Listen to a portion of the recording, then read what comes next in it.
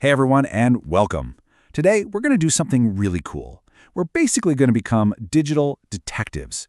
We're taking the most fundamental piece of Bitcoin, a single transaction, and we're going to crack it wide open to see the story that's hiding inside. So yeah, time to put on our detective hats because our investigation starts right now. You know, we've all been there. You scan a QR code, you tap send, and poof, the magic of the internet does its thing. But what is actually happening under the hood? What does that transaction look like in its raw native form on the blockchain? Well, let me tell you, it's probably not what you're picturing in your head. Yeah, it looks like this, a long, kind of intimidating string of letters and numbers called hexadecimal characters. This right here is our coded message. It might look like total gibberish, but believe it or not, every single piece of this has a very specific meaning. Our mission today is to figure out exactly what it's telling us. Okay, to make this make sense, let's attach a story to it, a really simple one. This code represents a real thing that happened. Alice bought something from Bob's store. And this long string of characters, that's the permanent, absolute, unchangeable record of that payment. Now, cracking this code isn't as scary as it looks. We just need a simple two-step plan. First, we've got to find and pull this raw, serialized data right off the blockchain. And second, we need a key, a tool, to translate it into something a human can actually read. That's it. So for step one, we're going to use our first tool. It's a command called getRawTransaction. You could think of it like a super specific search engine for the blockchain.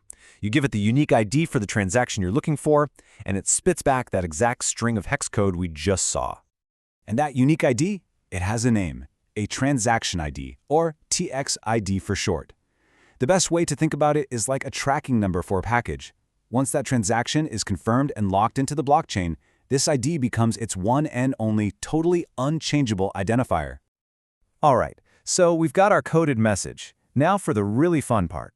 We bring out our second tool, Decoded Raw Transaction. This is our magic decoder ring. We feed it that long, ugly hex string, and it translates it from machine speak into a format that we can actually understand.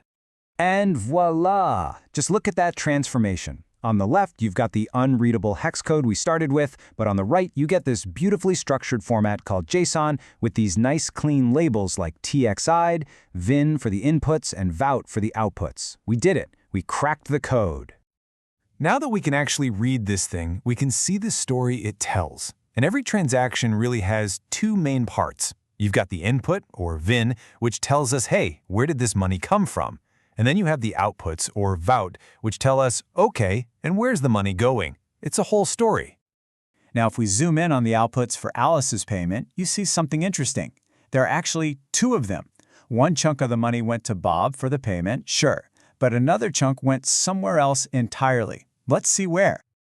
Okay, so the first output is for 0.0002 Bitcoin. This is it. This is the exact amount for whatever Alice bought, and it was sent to Bob's address. Pretty straightforward, but what about that second one? The second output is for 0.000075 Bitcoin, and it went straight back to an address that Alice controls. This right here shows you a super important concept in Bitcoin.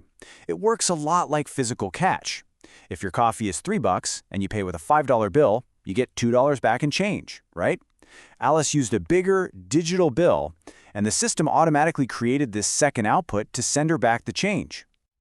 So we know where the money went, but to really finish our detective work, we need to know where it came from in the first place. And for that, we have to look back at the input section of our decoded transaction. This is where the story gets really, really cool. And right here, this is the chain in blockchain, right in front of us. The input for our transaction literally contains the transaction ID of a previous transaction. The money Alice just spent came from an output she received at some point in the past. Every single transaction is cryptographically tied to the one that came before it, creating this perfect, unbroken chain of ownership. So let's just do a quick recap of our little investigation here. We started with what looked like complete nonsense. We used two simple commands to first grab it and then to decode it, and inside we found a crystal clear story, a payment going to Bob, the change coming back to Alice, and most importantly, that direct link to the coin's past, showing us exactly where the funds originated. And this leaves us with this one last pretty mind-blowing thought. Since every transaction is linked to the one before it, you can trace the history of any piece of Bitcoin, transaction by transaction, all the way back to the very moment it was first mined into existence. So how far back can the story of a coin be told?